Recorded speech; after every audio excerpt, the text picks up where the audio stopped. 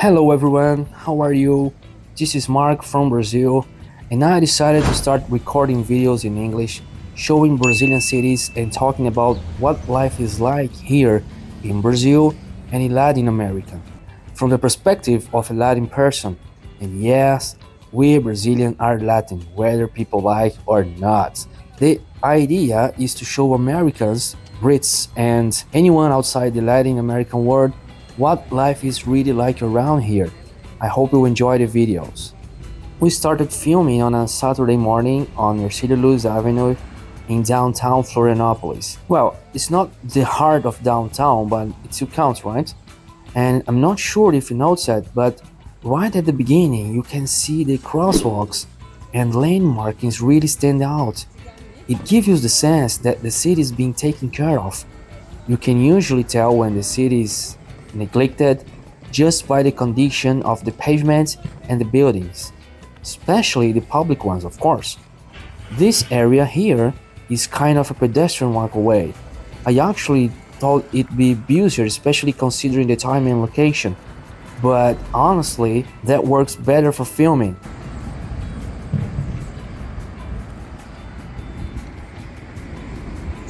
You can see the place is pretty and well maintained. There are benches, a few tables where retirees play cards and dominoes, trimmed grass, everything clean, trees. The only thing is that bike lane could use a little more visibility, right? Something interesting. Last night, this avenue was packed with people chatting, grabbing food, hanging out, having a drink.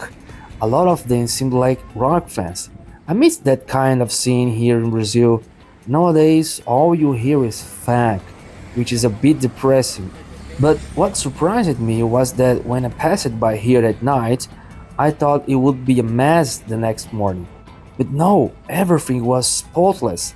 Either the people were respectful or the cleaning crew did a great job overnight or early in the morning, or both. In some cities, this would have been a disaster by sunrise. Anyway, you can see a mix of buildings from the 19th, the 20s, and historic ones too. And it's honestly charming. The historic buildings are all in good shape, or at least most of them. The historic buildings are all in good shape, or at least most of them. And that's great because it really makes the city more beautiful, and that makes a huge difference in people's lives. Walking through clean, pleasant space makes you feel lighter and more relaxed. At least less stressed. Now, imagine a big, ugly city with heavy traffic. No, thanks. People end up bitter, get used to chaos, don't complain anymore, and that's when the government gives up completely. This part here is kind of an eyesore. They left this thing abandoned and some idiots made it even worse with graffiti.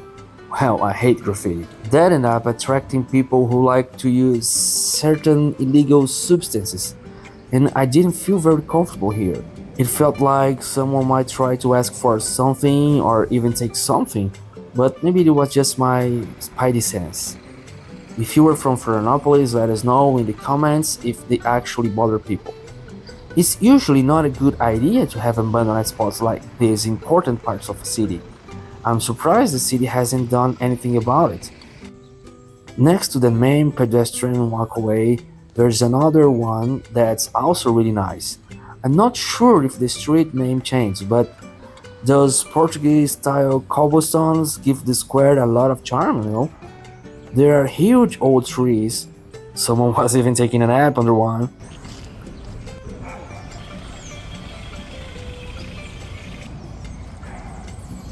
There's an outdoor gym, a playground, everything's well set up, and the historical little houses beside it are really cool.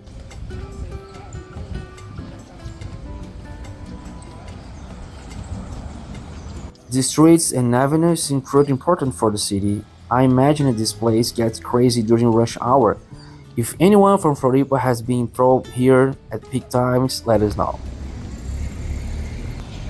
Now we left Mercedes Avenue, took some random streets, we don't know the name, and explored the city a bit more.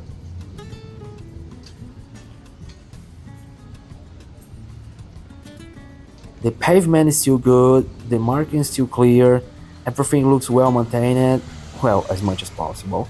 Nothing in life is ever 100%, and we know that. The corners are nice, some spots have Portuguese stones, there's a mix of buildings from different eras.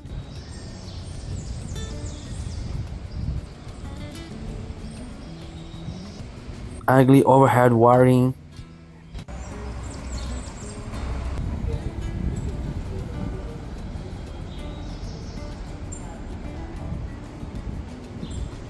And then suddenly you are in front of this imposing historic building, beautiful and well preserved. This is typical of Açorian architecture on this island. The houses and buildings are usually low, one story, right up against the sidewalk. The facades are simple but pretty and symmetrical. The doors and windows are wooden and the colors are light and vibrant, very different from the more muted French style architecture seen in some Brazilian and Argentine cities. Well, even in America, I think.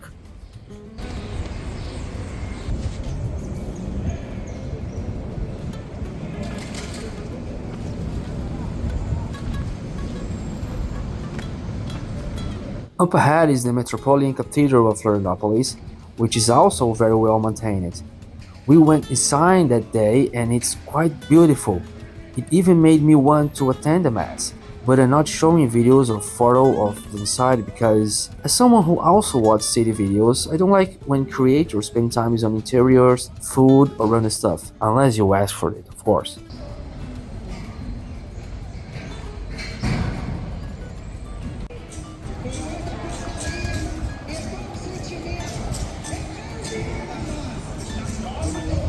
Now this 15 de Novembro square is amazing.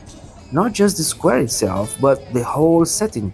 The church, the museum, the buildings, the cobblestone sidewalks, the well-kept asphalt, the massive trees, and the group of Argentine tourists that are always in Floripa. Everything is really beautiful. People from Florianopolis should be proud of it. I know they complain a lot about certain things and in the city these days, and they should, because complaining is the only way things improve here in Brazil. But the good and beautiful stuff deserves recognition too, and people should enjoy it. I always compare public space in Brazil to those in Argentina, where I lived, and over there everything is very well maintained, both by the government, which invests heavily, and by the population. They rarely graffiti public space or litter or let the oregano enthusiasts take over the plazas. Brazil has a ton of potential for that too, but it feels like people have given up, I don't know.